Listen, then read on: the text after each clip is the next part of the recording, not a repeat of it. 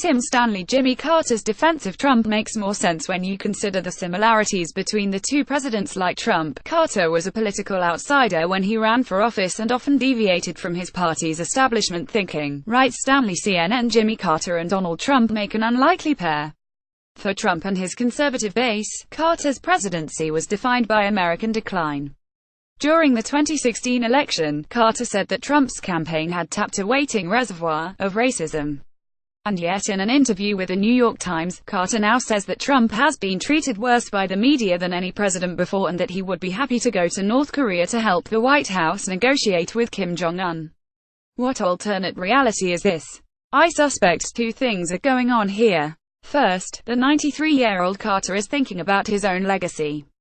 He might have had a miserable record as president, but post-presidency has become a force for international peace and development, and by offering to go to North Korea, has informing Trump and the American public of the sterling work done by the Carter Center, an organization he established to improve lives by advancing democracy and resolving conflicts.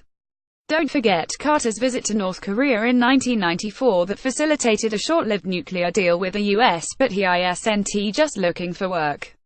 Carter is consciously or subconsciously reminding us of his unusual status in American politics.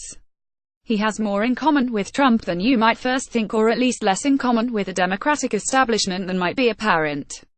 In some regards, Carter was the Trump of the 1976 presidential election. He was a businessman, a peanut farmer and, as a former governor of Georgia, an outsider in a Washington where many dismissed the Deep South as backward and reactionary. Carter's pitch as president was very, very different to Trump's. He pledged never to tell a lie and offered a technocratic, moderate brand of liberalism that tried to pull the country together after years of Vietnam and Watergate. Trump's divide and rule rhetoric, by contrast, has been compared to Richard Nixon's 4 years in the White House and a post-presidential effort to be as useful as possible recast Carter as some sort of Democratic grandfather figure. In reality, he often departed from the objectives of the American left. Carter rejected the radical national health insurance program favored by liberals like Sen. Ted Kennedy. He wanted to increase the defense budget. He opposed federal financing of abortion and talked openly about his relationship with Jesus. Trump, too, has broken with his party's orthodoxy on everything from free trade to the Iraq War. In many regards, Carter is a progressive, particularly on race, but for a sense of the cultural fissures between him and the modern Democrats, consider what he said in the New York Times interview. On NFL players who won't kneel for the national anthem, I think they ought to find a different way to object. On tearing down Confederate statues, that's a hard one for me. I have never looked upon the carvings on Stone Mountain or the statues as being racist in their intent. But I can understand African Americans' aversion to them, and I sympathize. Carter's nuanced statements will sound to some like a faint echo from a lost age of American politics, when liberals and conservatives were temperate in the language and didn't rush to seize the lower high ground of the culture war.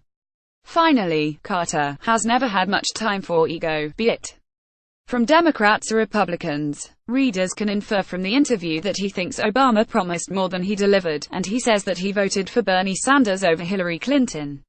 It's Carter's pride that has long insulated him from hero-worshipping whomever happens to be the Democratic leader at that moment.